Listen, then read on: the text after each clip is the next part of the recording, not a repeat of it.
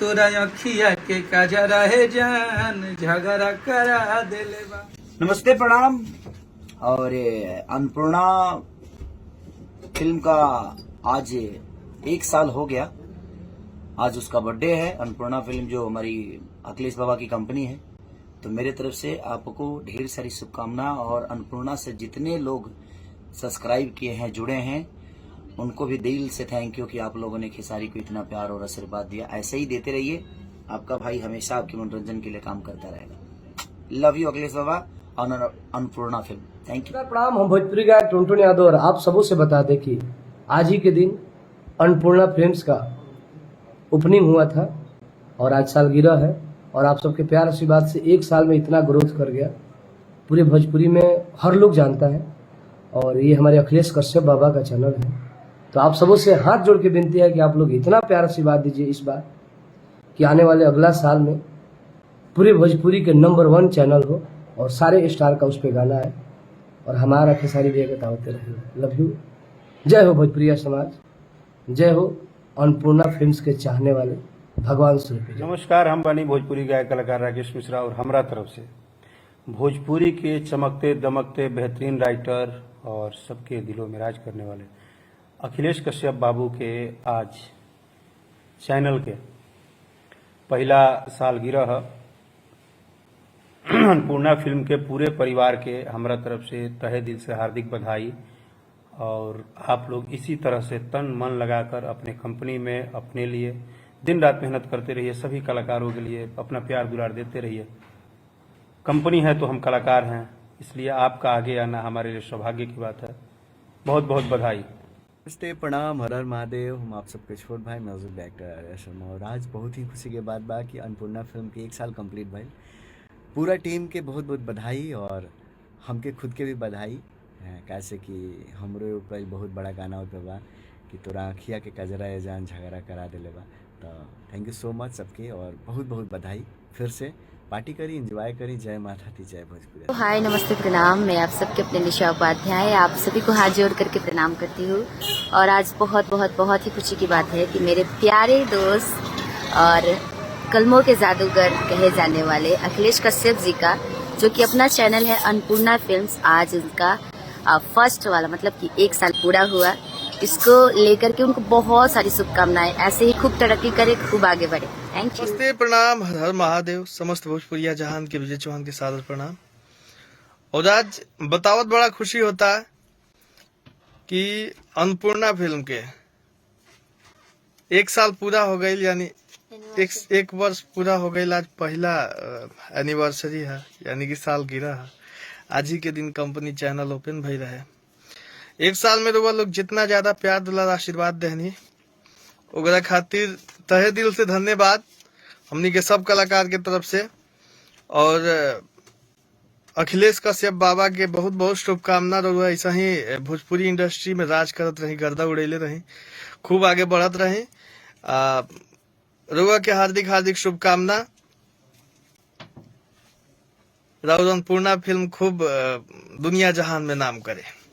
अगली आप ही की तरह कैमरा है जी। बैठो सामने जी, सामने तू सामने है वो पूरा ठीक हो। लाइव है, उनका से कम स्टार करो। लाइव है, अखिलेश का से स्टार तू बता रे भैया। तेज भाई है तू लाइव आ गई। हम वीडियो बनाए। बोलिए, आज हम लोग पवन बाबा के ऑफिस पे आए हुए हैं और देखिए हमारे गणेश भगवान जी, गणपति बापा आए हुए हैं इनके घर पे। पूजा हो चुका है, हम लोग प्रसादी खा लिए हैं। बोलिए प्रणाम, नमस्कार। जितना लोग देखा था अखिलेश कश्यप ऑफिशियल पेज, सबको भी प्रणाम बा, नमस्कार बा। और जितना लोग देखा था सबके एक बार बोलो गणपति बापा मौर्य। देखिए गणेश जी बाबा। ये हमारा भाई है, इधर देखिए विमलेश जी। ये नितेश यादव जी हैं। दीपाली फिल्म इनका खुला हुआ है, जिस पे बहुत गाना आने वाला है। अब बाबा नमस्ते, प्रणाम, जय माता दी, हर हर महादेव। मैं हूं आपके अपनी गायिका अनुपमा यादव। और आज बहुत खुशी की बात है कि बहुत ही अच्छा चैनल अन्नपूर्णा फिल्म्स को 1 साल पूरा होने में उनकी पूरी टीम को बहुत बहुत शुभकामनाएं। आज अन्नपूर्णा फिल्म्स को 1 साल कंप्लीट हो गया, तो बड़े भैया अखिलेश भैया को और पूरी टीम को बहुत बहुत बधाई, बहुत बहुत शुभकामनाएं। नमस्ते प्रणाम, हम गीतकार कृष्णा बेदर्दी। आज बहुत खुशी के बात बा, अन्नपूर्णा फिल्म के पहला एनिवर्सरी है।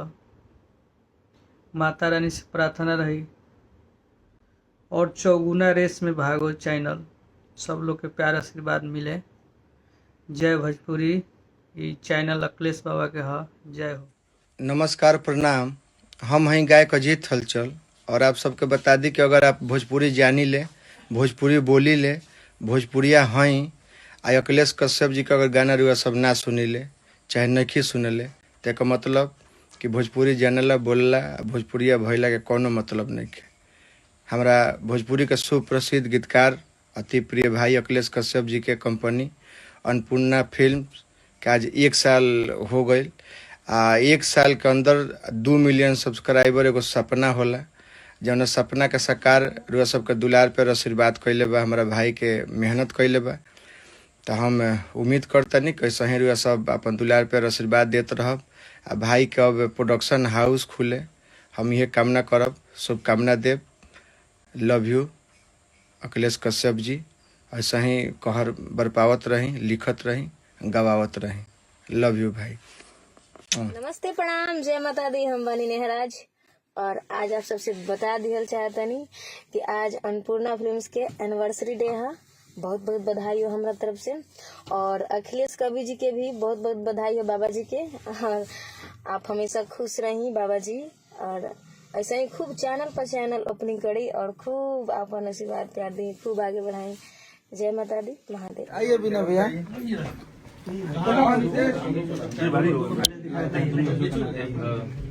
कैंडल डाल दिए ना, माचिस लाइए, माचिस लाओ, वो आप माचिस से पीछे पूजा का काम इतना फोटो नहीं, जल्दी लो माचिस जलाइए।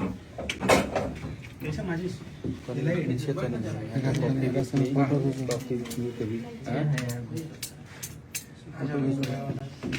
इतना देर से नहीं इसको फोटो यार।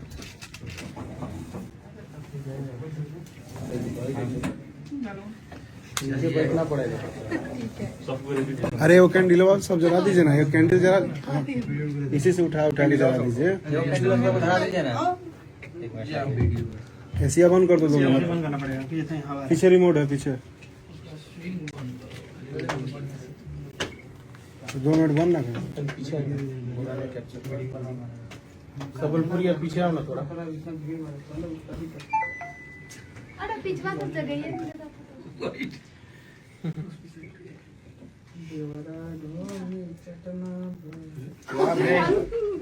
मुंह से निकल गया।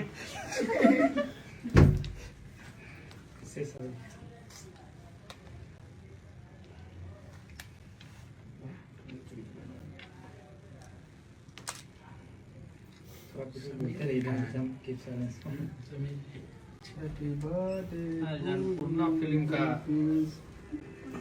वर्षगांठ है।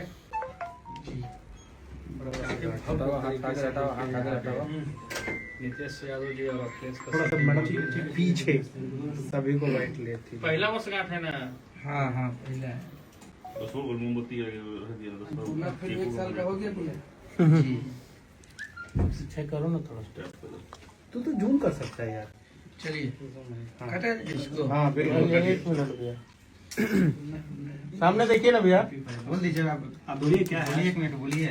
चलिए सबको भैया नमस्ते और प्रणाम। जो भी हमारे लाइव के हुई था चाहे वीडियो बना था, आज हमने के अन्नपूर्णा फिल्म के पहला एनिवर्सरी है, के हमने की केक काटा था नीचे और हमने कहती बहुत खुशी के आज ही के दिन जब अन्नपूर्णा फिल्म हमारे खुलल रहे तो सिर्फ आदिशक्ति कंपनी को छोड़ के अकेला अखिलेश कश्यप आया था। और जब हमने कंपनी खोला तो ये दोनों लोग हमारे साथ उस टाइम थे।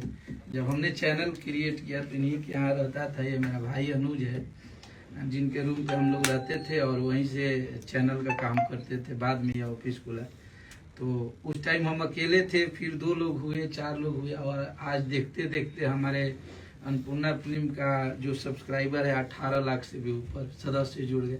तो एक राइटर के लिए और एक भोजपुरी भाषा के हम लोग हैं तो हमारे लिए बहुत गर्व की बात हुई कि 1 साल में किसी राइटर को इतना मोहब्बत मिला। और सबसे बड़ा धन्यवाद देते हैं हमारे कंपनी में जितने लोगों ने गाना गाया, चाहे वो खेसारी भैया हो, कल्लू जी हो, अंकुश राजा भाई हो, तमाम शिल्पी राज, विजय चौहान, रंजीत सिंह, मनु अलबेला, जितने लोगों ने गाया सबको बहुत बहुत धन्यवाद। या फिर आगे वैसे लोग जो गाने वाले हैं सबको बहुत बहुत धन्यवाद कि आप लोग नहीं होते तो ये चैनल नहीं होता है। तो हम लोग मेहनत किए और मेहनत करते गए और आज ये उपलब्धि हासिल हुई है कि आज 2 मिलियन सब्सक्राइबर हम लोग के पहुंचने वाले हैं। और भोजपुरी में हमारा लगा था कि सबसे कम दिन में पहला बार ऐसा कोनो चैनल के भेल कि इतना ज़्यादा सब्सक्राइबर भेल है और इतने बड़े बड़े गाने आए, इस पे आप लोगों ने हिट करे, उसके लिए भी आप लोगों को बहुत बहुत धन्यवाद।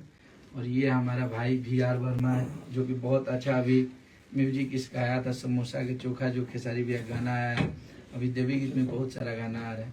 ये हमारा कंपोजर आकाश है, आदर्श, और ये उत्कर्ष है, बहुत अच्छा लिखता है। बाकी हमारे अन्नपूर्णा फिल्म के सब लोग हैं, ये